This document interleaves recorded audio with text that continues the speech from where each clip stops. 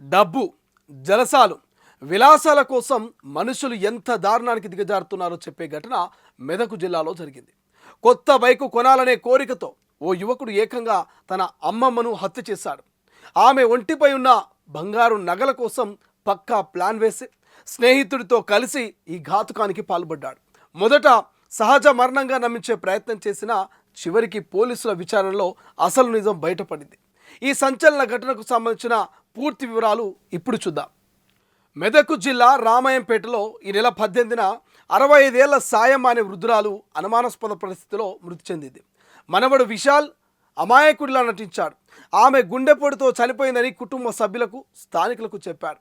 మా పెద్ద సాయమ్మ ఆమె ఆ రోజు గురువారం రోజు ఉదయం 6 గంటలకి స్పృహ తప్పి మంచం మీద పడిపోయినట్టు పక్కన కిరాయి వాళ్ళు ఫోన్ చేసి చెప్పేదండి. చెప్తే నేను అక్కడి నుంచి ఇంటికి వచ్చేవారికి మంచం పైన ఆమె నుదుగలు కట్టుకుంటే స్పృహ తప్పి పడిపోయి ఉన్నది.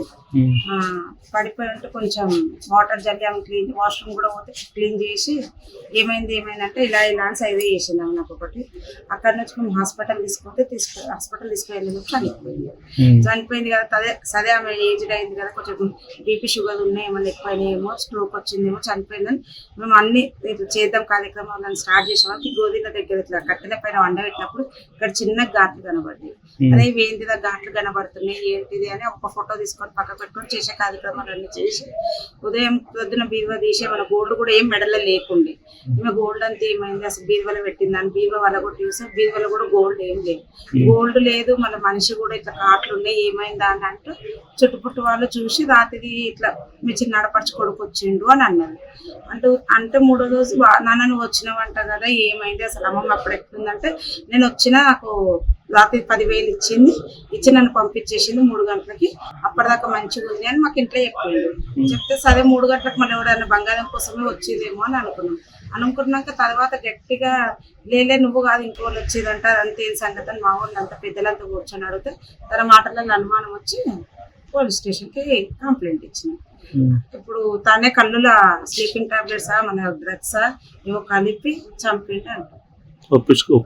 ఒప్పుకోండి సార్. ఏం తీసుకోండి మరి తన కమ్మలు వంకుంకుడం తీసుకొని పోయినట్టు. ఇక డబ్బులు ఎన్ని ఉండే ఏం తీసుకున్నానని నాకు తెలియదు. చంపినట్టు ఒప్పుకుండండి. ఆయన ఇంకొక అబ్బాయి కలిసి చంపిండని. ఇంతకు ముందు ఈమెకు వాళ్ళకి ఏమన్నా గొడవ ఉందా? చాలా ప్రేమ సార్, గొడవ చాలా అంటే మితిమీరిన ప్రేమ. ఆ బాబు అంటే ఆ బాబుని ఒక్కడనే నమ్ముతున్నాము, ఇంకెవ్వరిని కూడా నమ్మకం. మితిమీరిన ప్రేమ నమ్మించి గొంతు కోసేసింది. అయితే సాయమ్మ కుమారుడు శ్యామ్కు తన తల్లి మరణంపై అనుమానం రావడంతో పోలీసులకు ఫిర్యాదు చేశాడు. దీంతో కేసు నమోదు చేసిన పోలీసులు లోతుగా దర్యాప్తు ప్రారంభించారు. విచారణలో బయటపడినటువంటి నిజాలు పోలీసులని షాకింగ్ గురి చేశాయి. కొత్త బైకు కొనాలని భావించిన విశాల్ దానికి డబ్బు కోసం తన అమ్మమ్మ ధరించిన బంగారు నగలపై కన్నేశాడు. నగలు ఇవ్వాలని పలుమార్లు అడిగినా సాయమ్మ నిరాకరించడంతో ఆమెను ఎలాగైనా అడ్డు తొలగించాలని నిర్ణయించుకున్నాడు. ఇక దీనికోసము ముందుగా నిద్రమాత్రలు కొనుగోలు చేసిన విశాల్ వాటిని కళ్ళులో కలిపి అమ్మమ్మకు తాగించాడు. ఆమె స్పృహ కోల్పోయిన తర్వాత తన స్నేహితుడు ప్రశాంత్ను పిలిపించాడు.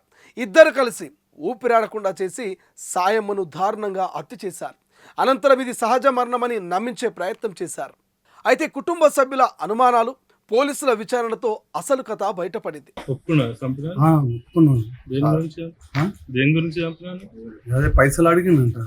అంటే ఇప్పుడు రాత్రికి నేను ఎన్నికెళ్ళి తీసుకురావాలి పైసలు ఇంతగానము అంటే ఎందుకు నీ దగ్గర ఉంటే ఎప్పటికి ఉండేది అని చెప్తే వారికైనా పైసలు ఇచ్చిందంట. కొన్ని 10,000 20,000 ఇచ్చిందంట. ఇచ్చినాక ఇట్లా ఇంగ్లీష్ ఆయన ఇక వాడు ఒక్కడే ఫస్ట్ స్టార్టింగ్ ఒక్కడే పోయింది. ఇదంతా కలర్లుగా కలిపేసేసి మాత్రలు అన్నీ కలిపేసేసి ఫస్ట్ అయిపించేసింది. అయిపించా ఎంత కథ వానికి ఫోన్ చేసింది ఇంకోటి అది ఇచ్చేసి ఎంత కథ. ఇప్పుడు ఏమైతాడు ఆయన చంపిన ఆయన? అల్లుడు అవుతాడు. దేని గురించి చంపాడు? డబ్బుల కోసం పెద్ద మొత్తంలో తీసుకుని కఠినంగా విచారించగా విశాల్ తన నేరాన్ని ఒప్పుకున్నాడు. తన స్నేహితుడు ప్రశాంత్ ఆయన సహాయంతో హత్య చేసినట్లుగా వెల్లడించాడు. దీంతో ఇద్దరిని అరెస్ట్ చేసిన పోలీసులు రిమాండ్కి తరలించారు. మాకు 21వ తారీఖు సుమారు మధ్యాహ్నం సమయంలో దోమకొండ శ్యామ్ అనే వ్యక్తి పోలీస్ స్టేషన్కి వచ్చి ఫిర్యాదు ఇచ్చాడు. ఆ ఫిర్యాదులో ఈ విధంగా తెలిపినారు. వాళ్ళ అమ్మ అయినటువంటి సాయమ్మ, ఆ ఏజ్ సుమారుగా 60 సంవత్సరాలు ఉంటుంది. ఆమెకు ఈయన కొడుకు, ఈయనతో పాటు 2 కూతుర్లు ఉంటారు. పెద్ద కూతురు పేరు పద్మ, రెండో కూతురు పేరు లక్ష్మి. వీళ్ళు ఉంటారు. ఇద్దరికి పెళ్ళిళ్ళు అయిపోయాయి. ఈయన కూడా మ్యారేజ్ అయిపోయి పిల్లలు ఉన్నారు. చేసినప్పుడు వాళ్ళ అమ్మను చితిపైన పేరుస్తున్నప్పుడు ఆమెకు మెడ దగ్గర ఈ లెఫ్ట్ సైడ్లో భాగంలో ఘాట్లు ఉంటాయి. ఘాట్లు ఉండటం అనుమానంగా ఉంటుంది ఆ రోజు నుంచి. తర్వాత 3వ రోజు కార్యక్రమం చేస్తున్నప్పుడు ఈ ఘాట్లు ఎందుకు వచ్చాయి, అదే దాంతో భాగంగా ఈమెకు సంబంధించిన బంగారం ఎక్కడుందని చెప్పేసి అందరు చర్చించుకుంటారు.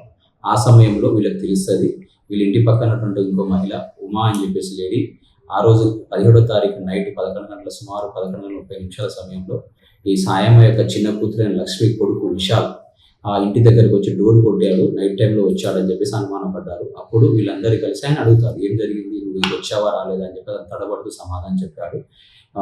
తర్వాత మేము ఇన్వెస్టిగేషన్ మాకు ఎఫ్ఐఆర్ అయిన తర్వాత ఫర్దర్ ఇన్వెస్టిగేషన్లో మాకు తెలిసిందేమనగా విశాల్ అనే వ్యక్తి ఈ చనిపోయిన సాయమ్మ యొక్క కొడుకు కూతురు, చిన్న కూతురు లక్ష్మి యొక్క కొడుకు విశాల్ ఉద్దేశపూర్వకంగానే కావాలని వాళ్ళ అమ్మమ్మ దగ్గర డబ్బులు అడుగుతాడు. డబ్బులు అడిగితే ఆమె లేదని చెప్పేసి అందుకు ఆమె యొక్క కళ్ళు తాగే బాటిల్లో 2 టాబ్లెట్ నిద్ర మాత్రలు పెట్టి నిద్రపోచ్చినట్టుగా చేసి స్పృహ లేకుండా పడుకున్న తర్వాత ఆమె దగ్గర తాళం తీసుకొని వేరే వాళ్ళు డబ్బులు తీసుకుంటున్నారు. తీసుకునే సమయంలో వాళ్ళ అమ్మమ్మ లేస్తే ఇమీడియట్లీగా కదలకుండా ఉండాలనే ఉద్దేశంతో ఆమె గొంతు నమిలి దాంతోపాటు మూతి మీద నోరు పెట్టేసి గట్టిగా ప్రెస్ చేశారు.